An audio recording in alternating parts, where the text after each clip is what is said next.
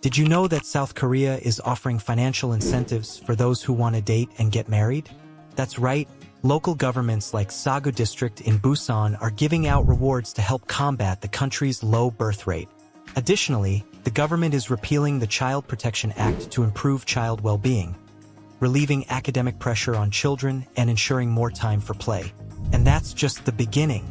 If you like vibrant nightlife, South Korea has everything from budget-friendly student options in Hongdae to luxurious clubs in Gangnam, as well as international and LGBTQ venues in Itaewon. The cost of living in the country varies greatly, with monthly expenses between $1,100 and $1,800, depending on several factors. And of course, we can't forget the beauty and skincare standards of Korean women, known worldwide for their detailed routines and a perfect balance between traditional elegance and modern aesthetics. Get ready for a fascinating journey through the incredible world of South Korea. Let's start by exploring an aspect that is highly valued in South Korea: Korean women's beauty and skincare standards. In South Korea, beauty is not just about external appearance, but also about taking care of yourself deeply and completely. Skincare routines are incredibly detailed and can include up to 10 steps, from cleansing and exfoliation to toning and moisturizing. These practices are not just a fad. They have been part of the culture for generations. Mothers often teach their daughters from an early age about the importance of taking care of their skin. In addition to skin, beauty in Korea also values traditional elegance and modern aesthetics. This means you'll see a mix of classic looks, like the hanbok, which is traditional Korean clothing, combined with contemporary fashion trends. But it's not just appearance that matters. Korean women are also recognized for their commitment to inner beauty, which involves education and personal development. They believe that being kind, smart, and confident is just as important as having radiant skin. And this balance between outer and inner care is one of the reasons why Korean women are so admired. Now that we understand a little more about how beauty is seen and cared for in South Korea, let's move on to a slightly more serious but equally important subject. Recently, the Korean government repealed the Child Protection Law. Did you know that this change aims to improve children's well-being by addressing issues such as academic pressure and lack of time to play? Stay with us to better understand this important transformation.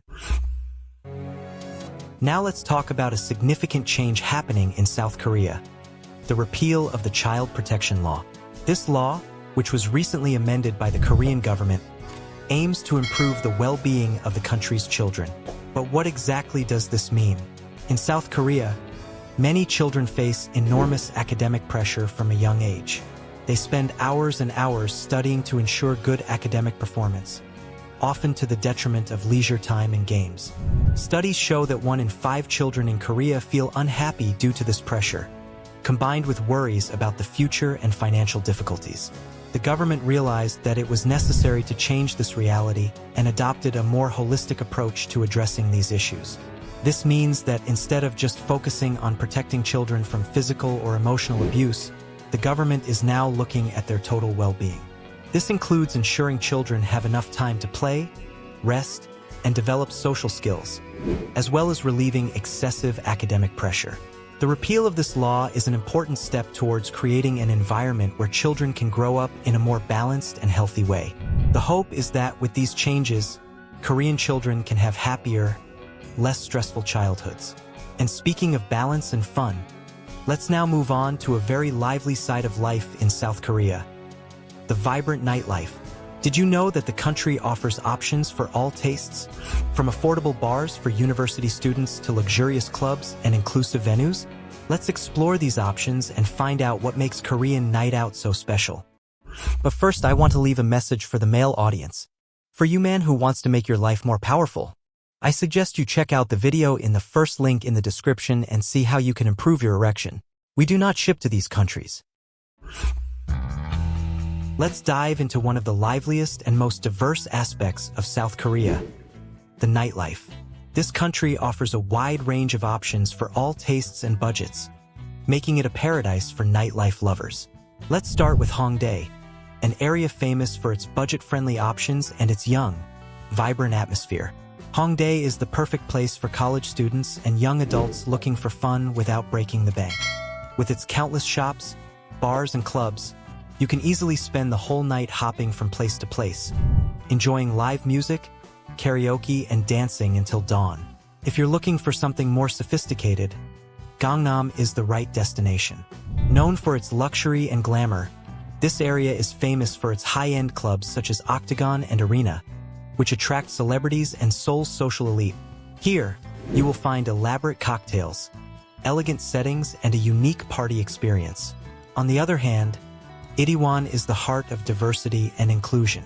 This neighborhood is famous for being an international and LGBTQ hangout, offering a variety of bars and clubs that cater to everyone. In Itaewon, you can find everything from cozy rooftops with incredible views to themed clubs, each providing a unique and welcoming experience. It does not stop there. Other areas like Hongdae, Itaewon, and Gangnam also have their own particularities, making nightlife in South Korea an ongoing adventure of discovery. But, of course, all these amazing options come with a cost. In the next chapter, we'll explore the cost of living in South Korea and how it can vary depending on your lifestyle. From rent to health insurance and entertainment, we can't help but talk about something very important for anyone thinking about moving to South Korea: the cost of living. After all, understanding how much it costs to live in a new place is essential to planning a move with peace of mind. The cost of living in South Korea can vary greatly, but let's take a look at the main expenses you'll incur. For starters, the rent. If you decide to live in Seoul, the capital, prices may be higher. Rent for a one-bedroom apartment in the city center can range from $600 to $1,000 per month. If you choose to live a little further away from the center, this price can drop to between $400 and $700. Another important expense is health insurance. In South Korea, you can expect to spend between $50 and $150 per month on health insurance, depending on your plan and the coverage you choose. It's an essential investment to ensure you have access to quality medical care when you need it. In addition, expenses for leisure activities and internet and cell phone services also need to be considered. An internet and cell phone plan can cost between $40 and $100 per month, while leisure activities such as gym memberships, movies, and other forms of entertainment can add another $130 to $400 to your monthly budget. In total, monthly expenses for a single person can range from $1,100 to $1,800, depending on lifestyle and personal choices.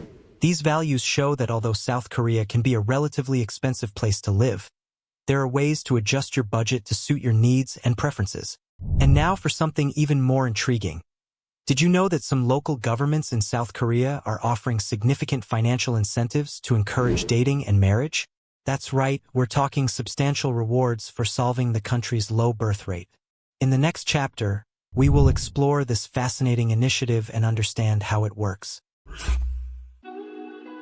Now let's explore a very unusual and interesting initiative that is happening in South Korea: financial incentives for dating and marriage. This measure is being adopted by some local governments, such as in the Sagu district of Busan, and aims to combat the country's low birth rate. South Korea faces one of the lowest birth rates in the world, with an average of just 0.84 children per woman in 2020. To try to reverse this situation, some local authorities are offering substantial financial rewards to encourage people to date, marry, and form families. For example, in Sagu district, singles who participate in government-sponsored dating events can receive an initial allowance of about $360. If the couple proceeds to family gatherings with the intention of marriage, each person can receive an additional $724.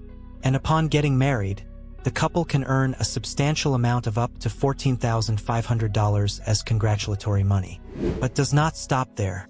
The district also offers a housing deposit of approximately $21,700, or a monthly rent subsidy of approximately $579 for up to 5 years. In total, couples can receive between $38,500 and $51,500 in grants. This represents a great financial incentive for those considering marriage. These measures are part of a broader effort to address the demographic crisis facing South Korea, Additionally, the program in Sagu is expanding to include foreigners residing or working in the district, and dating events are organized monthly to increase matchmaking opportunities, remembering that South Korea has much more to offer. If you want to know other interesting facts about South Korea, leave them here in the comments and feel free to share the video with whoever you want. I'm leaving a video on your screen that you'll definitely like. Watch it and then tell me what you think. Subscribe to the channel to have access to more videos like this. Thanks. For you man who wants to make your life more powerful, I suggest you check out the video in the first link in the description and see how you can improve your erection. We do not ship to these countries.